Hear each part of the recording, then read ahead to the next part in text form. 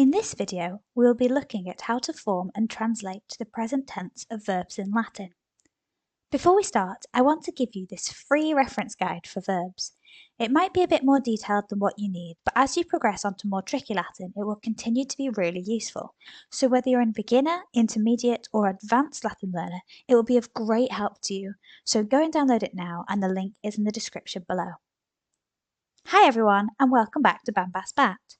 Today we're going to have a quick look at the present tense in Latin.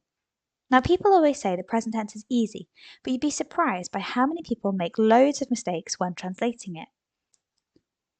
The most common mistakes I get when people translate present tense verbs is A, they don't check the tense and end up making things far too complicated, or B, they recognise that it is present tense but then they ignore the person endings. I've said it before and I'll say it again. The endings of Latin words are the most important part. They tell you all the information you need to know in a sentence. So you need to know the person endings for the present tense, as all other tenses stem from this. There are patterns throughout them all. The present tense endings in Latin: ost, mus, tis, nt. Easy, right? Wrong. Now you need to learn them. You also need to know who that relates to. So many people can chant that ending sequence to me, but then don't actually know what the order means, and they get completely muddled on who's doing it. So here you can see the person each one relates to. A verb ending in O means I am doing something. A verb ending in S means you are doing something, but that's just one person. We'll get to the use plural in a minute. A T ending of a verb means he, she, or it is doing it. Mus means we are doing something. Tis means you, plural, are doing something, for example, a group of people. And finally, nt shows that they are doing it. If that's a bit tricky, you can also think of it as the first, second, and third person singular, and then the first, second, and third person plural. Think of how books are written. The first person is I am the character, and the third person is he, she, it is the character. Now to fit these endings onto a verb, you take the first person singular, which is the I form, porto, and you remove the O. You are then nearly left with what's called the present stem. Now you need to add a thematic vowel. In this case, it's an A. We decide what the thematic vowel is based on the infinitive of a verb. In this case, the verb porto, the infinitive is portare. So I take off the RE and I get porta as the present stem. Then all you do is add the person endings. And I end up with a table that looks like this: the present tense of portare, to carry. Have a go at changing these verbs into the person I've stated. On the left is the first person singular, the I form, and I've added brackets in the infinitive to help you find the thematic vowel you need.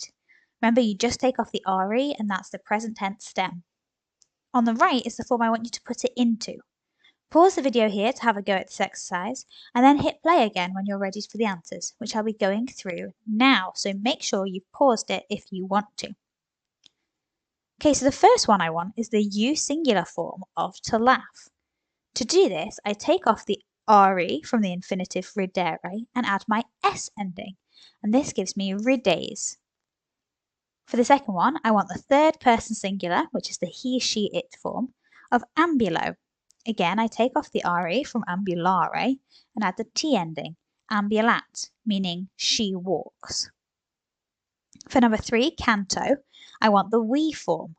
I take off RE from the end of cantare and I get cantamus when I add the mus of the we ending. That means we sing. These are all present tense. For number 4, I want you, plural, have. So I'm talking to a group of people here. I take the RE of habere and add my TIS ending for you, plural, and I get habetis. And finally, the they form of audio, I hear. Now this one is a bit trickier. Again, take off the RE ending from the infinitive, which leaves me with audi. By my usual method, I would just add the NT ending and have audint. But the Romans didn't like the sound of that. So for verbs that have the IRE as the infinitive ending, we have to add a U after the I and before the NT. Now this is only for the third person plural, they, so don't panic, but it's something to keep in mind. so I end up with audiunt, not audint as you might expect. Let's have a look at some examples in Latin. Remember, in Latin sentences, the verb is usually at the end of a sentence or a clause. As usual, I have the vocabulary down the side in a green box, and the table of verb endings is there at the bottom too. In the vocab, you might notice how all the verbs are glossed in the first person singular. That's the I am doing it form. This is how you'll find verbs in the dictionary, so get used to that, and you'll have to be able to figure out which person ending is on your verb. So pause the video here if you want to have a go at translating these on your own. Otherwise, I'm going to go through what they mean now. So for number 1, puella in via sedet. My verb is sedet. It ends with a T, so I know that it could be he, she, or it is doing my verb. So I get he, she, it sits. Puella is my nominative noun, so it takes the place of the word she here. I don't need both, so I just say the girl sits. Then I finish it off with in via, the girl sits in the street. For number 2, ad urbem festino. My verb is festino here. This ends in O, which is the first person singular ending. So I hurry. I am doing the verb. Finish it off with ad urbem, and we get I hurry to the city. For number 3, mercatores negotium agunt. Always do the verb first, agunt. This is the third person plural ending, so it's they do. Now let's check, do I have a nominative that can take the place of the word they? Yes, I do. Mercatores is a nominative plural, so it matches my third person plural ending. So this sentence then means the merchants do business. For number 4, vos in foro ambulatis. My verb in the sentence is at the end again, and it's ambulatis. Now this looks like it's a second person singular because it ends in S. However, if you look at the vocab list, you can see that the first person, the I form, has the stem ambulo. This means when I take off the O and add a thematic vowel, which would be A, so I'm left with ambula, everything after that is my ending. So here I have ambulatis, which means that tis is my ending, not just S. So this is a second person plural, not a second singular. Vos is a pronoun that can help me. It means you plural. If it helps, you can learn this ending as you all or y'all if you fancy it, but just make sure you don't write that down in any exams or translations.